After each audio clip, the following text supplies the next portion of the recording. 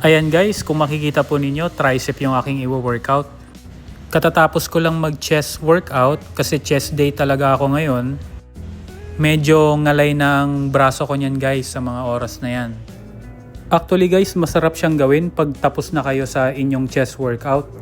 Ang sarap pangalain ang tricep pagka mga last set na. Pasensya guys, hindi masyadong nakatutok sa akin ng camera ng mga moment na yan. Basta na lang kasi nagre-record ako pagka naisipan ko.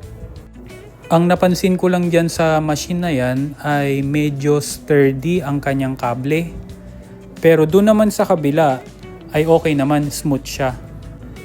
Perfect timing talaga pag mga hapon, around 3 PM, mga ganyan. Wala pang masyadong tao kasi ang hirap na mag-record pag marami na kami. Ayan, tapos na ako. At i-flex ko na yung aking muscle dahil tapos ko na siya i-workout. Kailangan talaga yun guys. Kailangan pigain mo siya para talagang ma-pressure ang muscle.